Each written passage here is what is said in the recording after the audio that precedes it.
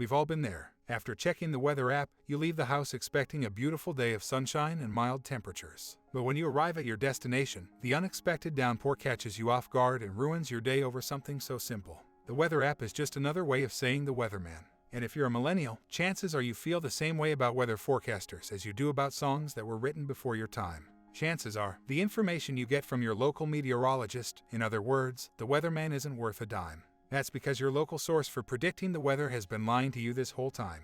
The weather plays a big part in how you live. From the moment you step outside and feel the rain on your face to planning a weekend trip somewhere warm, the elements surrounding you play an important role in your life. When you're making decisions about your day, you rarely care about the weather on a macro level. You care about whether your walk to work will be rainy or sunny, if it's too cold to go for a run, or if it's warm enough for a barbecue. Meteorologists should stop giving comprehensive reports that don't matter to us daily. Instead, they should give us more localized information that helps us make decisions. With so many factors influencing your microclimate, it can be hard to determine which ones you can influence directly. Meteorologists have a lot of tools to help them predict the weather. They can look at satellite data, the position of the planets, and use a variety of other techniques to give you an idea of what's going on up there in the atmosphere. The problem is that they can't always tell you what will happen down here on Earth. Even with today's technology, they can't do it perfectly. Every day can feel like a completely different temperature, and it is too unpredictable to trust. Forecasts are helpful, but reading the clouds is even better due to their accuracy and reliability. Instead of guessing, realize your forecast and take control with cloud reading.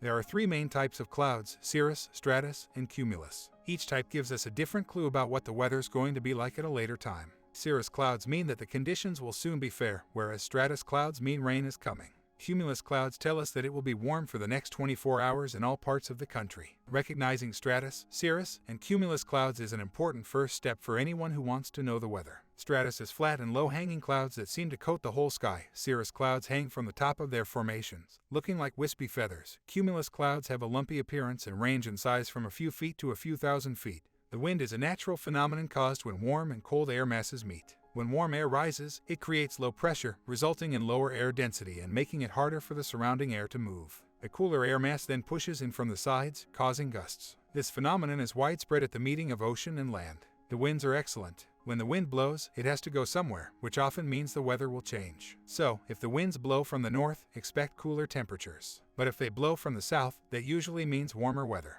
And when there are high winds and other winds in different directions, we don't predict the weather, but we can help you prepare for it. Make sure to check one out before you leave for work or if you're going on vacation.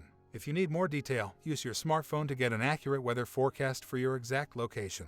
The dew point is the temperature at which the vapor in the air condenses to water. When that happens, it usually feels relaxed because the water absorbs heat energy from its surroundings. The cooler that water gets, the more it can absorb. When the air becomes saturated with water vapor, condensation occurs. Condensation forms when enough moisture in the air turns to liquid, such that droplets begin to fall as rain or snow. The temperature at which the air becomes saturated with water vapor and the temperature at which water vapor condenses into a liquid depends on the temperature of the environment around it and its altitude. In winter, clouds aren't just floating around in the sky like cotton balls, they're forming snowflake crystals on the ground below. The best way to make snow is to have it rain first. If it's so cold that it snows instead of raining, tiny droplets of water freeze as soon as they hit the ground.